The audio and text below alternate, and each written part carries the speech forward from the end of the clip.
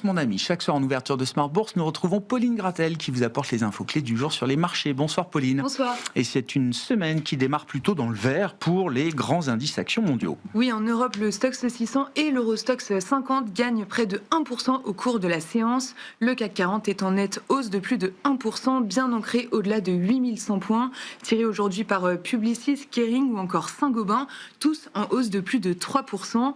En Espagne, l'IBEX a inscrit un nouveau record en séance. Aux États-Unis, les indices ouvrent en hausse modérée de l'ordre de 0,5% pour le Nasdaq par exemple. Ouais, une hausse qui n'a pas tenu pour l'instant à Wall Street, avec toujours ce frein de la technologie. On voit le Nasdaq qui sous-performe à nouveau aujourd'hui. On pourra y revenir, Pauline. Revenons tout d'abord aux sociétés du CAC 40 avec ce repli marqué pour Sanofi ce matin à l'ouverture, une baisse de l'ordre de 5%.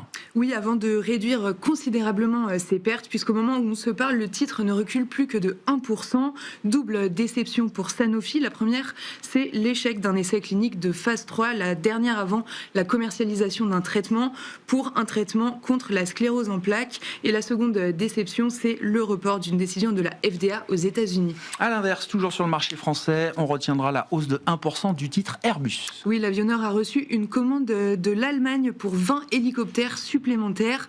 L'Allemagne fait ainsi usage d'une option prévue par le contrat conclu avec Airbus en décembre 2023, portant le nombre total d'hélicoptères commandés à 82 appareils. Les craintes sur l'intelligence artificielle sont toujours présentes et les valeurs liées à l'infrastructure IA et aux dépenses d'investissement IA sont toujours surveillées de près. Oui, retour sur la séance de vendredi où Broadcom a plongé de plus de 11% au lendemain de la chute de 10% d'Oracle qui a replié de 5% vendredi en raison de certains retards dans des projets de centres de données. Aujourd'hui, les valeurs de la tech sont donc surveillées et Oracle cède encore 4% et Broadcom 2,5%. Un mot des données macro du jour qui nous provenait de Chine, notamment la nuit dernière. Oui, à commencer par la production industrielle du mois de novembre qui ressort en hausse de 4,8% sur un an. C'est inférieur aux attentes et au mois d'octobre. Les ventes au détail chinoises ont aussi déçu les investisseurs. Elles progressent de 1,3% sur un an en novembre, alors que les analystes attendaient une hausse de 3%. C'est inférieur au mois précédent. Les indices chinois ont clôturé en repli de moins de 1% pour le CSI 300 et de plus de 1% pour le Hang Seng.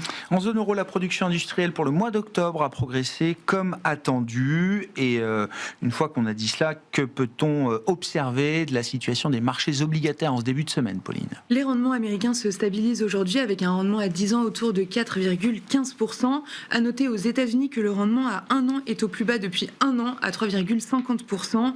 Le rendement allemand à 10 ans se détend aujourd'hui entre 2,80 et 2,85%.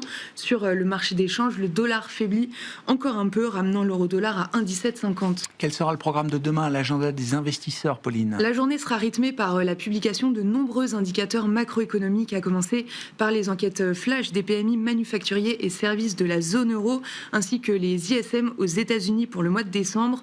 Toujours aux États-Unis, on regardera les ventes au détail du mois d'octobre et le rapport sur l'emploi américain du mois de novembre, publié avec du retard. Enfin, en Allemagne, on regardera l'indice ZOO du mois de décembre.